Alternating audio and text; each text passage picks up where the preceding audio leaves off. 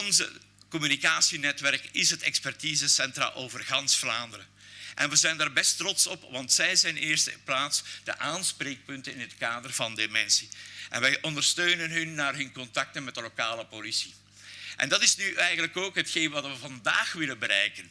Dat we ook onze collega's van het Brussels gewest, liefst ook die collega's van het Waals gewest, kunnen overtuigen om mee in dit verhaal te stappen. Een verhaal van zoveel duizenden mensen die wij naar een actieplan willen helpen. Dat we zeggen van het is zo eenvoudig, het profiel en een foto. Dus ben je al heel ver mee.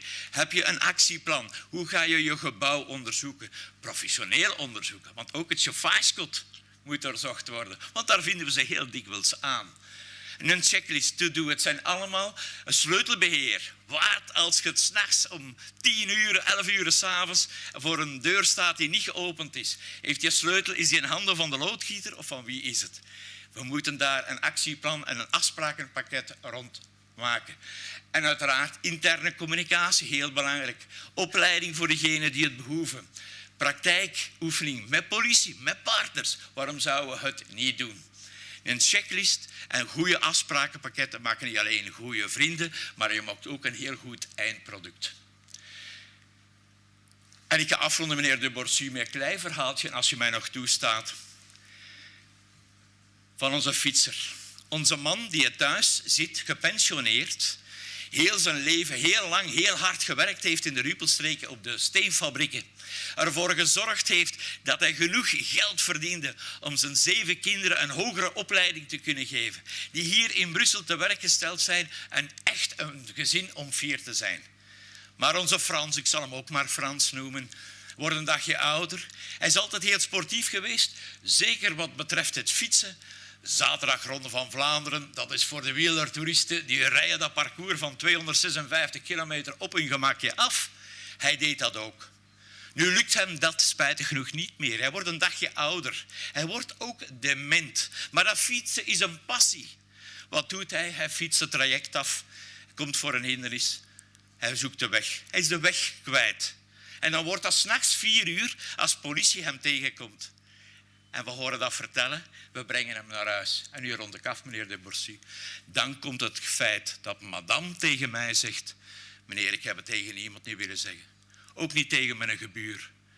En dan hebben we haar kunnen overtuigen van te zeggen, u hebt het nu tegen mij gezegd, kan ik u nu overtuigen dat we partners kunnen zijn bij wegloopgedrag van uw Frans. En aan uw lichaamstaal te zien, denk ik dat u daar allemaal mee akkoord gaat. Dank u wel. Donc voilà, on va parler de notre expérience particulière, à Irène et moi, comme un témoignage d'un projet où il y a eu plusieurs groupes. Ça a commencé par une rencontre de 2 générations et une rencontre de personnes. La première rencontre, on s'est installé autour d'une table et les personnes âgées sont venues en chaise roulante, accompagnées d'aides-soignantes. Et alors on s'est regroupés autour de cette table et nous avions apporté chacun un objet particulier qui nous représentait ou qui nous était cher. Beaucoup de personnes âgées avaient ramené une photo de leur mariage, par exemple, ou de quand elles étaient jeunes. Et pour ma part, j'avais apporté une boîte à secret qui appartenait à ma mère et puis que j'avais trouvée chez mon arrière-grand-mère et qui, je trouve, symbolisait assez bien ce début d'échange. Et toi, Irène, tu avais apporté des poupées chinoises. Mais des poupées chinoises qui n'étaient pas chinoises, elles venaient d'Afrique. C'était des petites poupées en osier qu'on mettait l'une dans l'autre. Et qui s'emboîtaient. Et qui s'emboîtaient l'une dans l'autre. Aussi. Entre-temps, on nous avait montré des poupées d'une grande artiste. Oui, en fait, j'avais que je trouvais affreuse. Un livre de Louise Bourgeois. Donc, moi qui étais dans l'artistique, je voulais présenter un peu ce monde à Irène à travers donc, Louise Bourgeois. Et elle, ben, voilà, son avis a remis en question un peu ma vision par rapport à cet artiste. Mais c'était un début d'échange, en fait, un peu un prétexte. Donc, le fait, j'ai pensé, avec le tricot et mes poupées, de faire une énorme poupée, de faire des énormes poupées que nous allions mettre grâce à la STIP dans les trams et les poupées prenaient contact avec les voyageurs, de façon à ce que les voyageurs apprennent à se parler l'un l'autre. Donc, ce qui était assez bien dans ce projet, je pense, c'est qu'on a fait des grands tricots, mais tout le monde a pu tricoter. Il y a un bras de la poupée qui est fait d'un tas de petits tricots de tous ceux de la maison de Val-des-Roses. Donc le bras était le bras accueillant qui était symbole de cette rencontre entre personnes âgées et jeunes. Et c'est vrai que moi j'étais venue avec la partie artistique et toi tu m'avais appris une expérience dans les échanges de vie par rapport à une technique et le savoir-faire donc du tricot.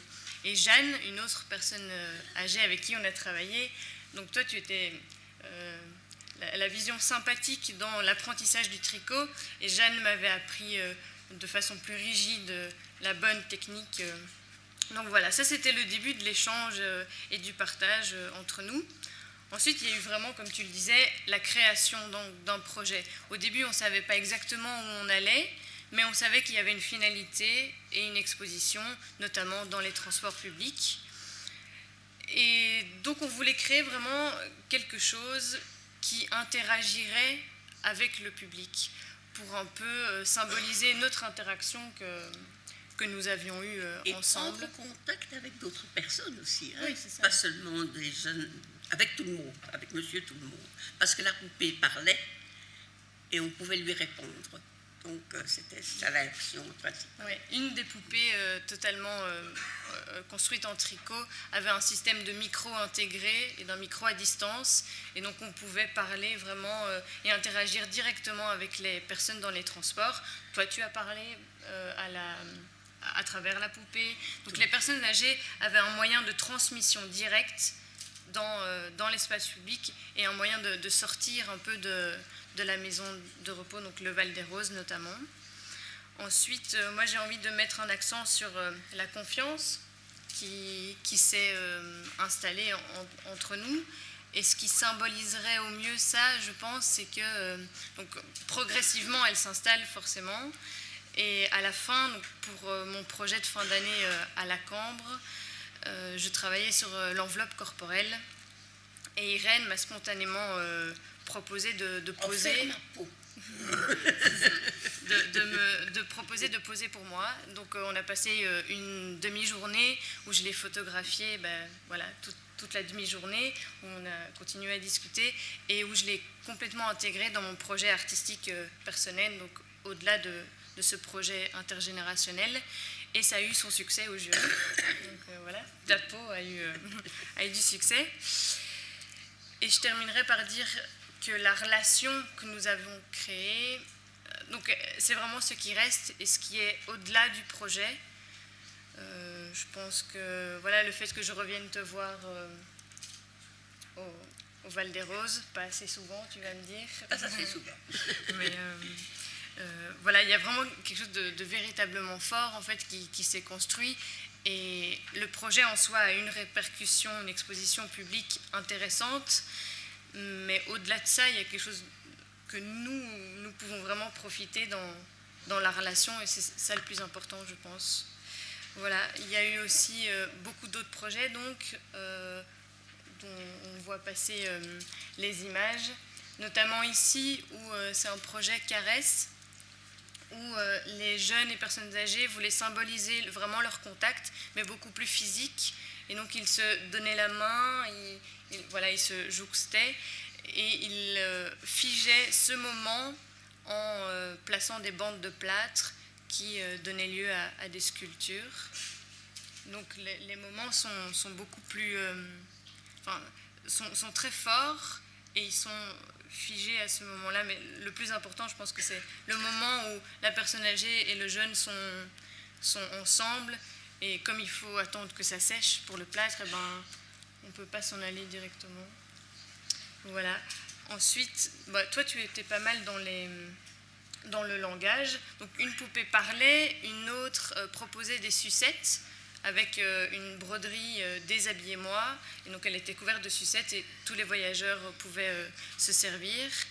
Et une autre avec des haïkus que tu avais écrits. J'ai écrit des haïkus. avant le ministre. Avant le ministre. Qu'on pouvait lire, il y en a qui c'était drôle. Oui. Et tu as écrit un poème aussi. Oui, mais ça, mais tu t'en souviens encore, je vais le lire. Oui, tu lis. Je suis une poupée, ni de cire, ni de son, ni de celle qui fait non, non, non. Je suis une poupée fâchée parce que des malappris avaient banni les sans-abri. Tu te souviens un peu de la suite ou pas encore? Non. Non. Depuis, ils les ont accueillis, je me suis assagie. Et je viens égayer les passagers. Déshabillez-moi, prenez un bonbon, donnez-en aux voisins, à un ami lointain. Désormais souriez et voyagez en toute convivialité. Voilà, Irène. Donc je disais, tu étais assez dans le langage, mais d'autres personnes âgées, beaucoup moins. Donc la communication était plus difficile, notamment dans le groupe peinture. Là, on le voit un peu justement, où la communication était sensible et picturale. Donc entre jeunes et personnes âgées, ils faisaient des dessins communs. Et ça donnait lieu à un moment de communication intéressante. Et deux représentants sont là ici, donc Nicolas et Robert. Robert qui a fait de magnifiques fresques et qui ont été exposées dans un parc. Voilà, et je terminerai là-dessus et je vous demande de les applaudir et tous ceux qui ont participé au projet. Een goede dag allemaal. Ik ben dus Els Willems, een gepensioneerd thuisverpleegkundige en sinds 7 jaar een actief lid van de Seniorenraad van Genk. Actief lid, dat wil zeggen lid van de Algemene Vergadering, het dagelijks bestuur en verschillende werkgroepen waar ik later op zal terugkomen. Hoe is het allemaal zo gekomen? Juist 60 jaar en toevallig samen op een receptie, zo gaat dat, werd ik door de schepen van sociaal welzijn en hierdoor ook schepen van senioren gevraagd of ik geen zin had om de cultuurraad te ruilen voor de seniorenraad. Ik zat al 30 jaar als secretaris in de cultuurraad en de verjonging was daar al gedeeltelijk doorgevoerd. Dat was te merken aan het taalgebruik in de vergaderingen. Veel geleerde woorden. We hadden juist de realisatieplannen van Seamine. Ik weet niet of iedereen dat kent. Seamine, een heel mooi cultureel centrum. Dat was juist rond en de bouw zou beginnen. Met al die jeugdige mensen rondom mij leek het precies of mijn energie aan het verminderen was. Hiermee wil ik maar zeggen dat wat de schepen mij voorstelden van te switchen, dat toch wel goed aanvoelde. Maar toch, seniorenraad, het klonk zo definitief oud. Maar de schepen zeiden dat ik in een tussenstadium zat. De politiekers zijn altijd slim, hè? Ik was een medior. Een medior, dat was toen een nieuw woord voor mij, want ik kende het niet. En ik was door omstandigheden wat vroeg op rugpensioen gegaan, dus ik had wel tijd voor andere interesses dan verpleging. Ik ging op een bijkomend gesprek en er was niet veel overtuigingskracht voor nodig om mij bij die andere raad te krijgen. Ik mocht als een deskundige zetelen in het dagelijks bestuur. Deskundig, dat is ook weer zo'n groot woord. Het wil alleen maar zeggen, mijn ervaring in het culturele veld en in de verpleging goed gebruiken. Ik werd in het dagelijks bestuur goed ontvangen. Er zaten allemaal gemotiveerde mensen in die open stonden voor noodzakelijke, maar ook gezellige dingen. Het glas of de tas heffen op een gebeurtenis, dat is voor ons gewone kost. Mijn belangstelling in het dagelijks bestuur ging uit naar verschillende thema's. Werkgroep Veiligheid en Gezondheid, veiligheid. Ik volgde mee een fietscursus waar wij de theorie van de wetgeving dadelijk in praktijk moesten omzetten. We gingen de moeilijkste fietspunten opzoeken met onze politieinspecteur als begeleider. We zijn alleen alle moe, maar ook veilig teruggekomen. Veiligheid in de woning. Wat te doen bij brand, de verschillende blustoestellen, zeer leerrijke onderwerpen. Gezondheid met items die zich voordoen in de seizoenen, zoals vitaminegebruik, kruiden in de tuin, griep bestrijden. Een senior is na zijn 60ste echt bezig met het verbeteren van de lichamelijke conditie.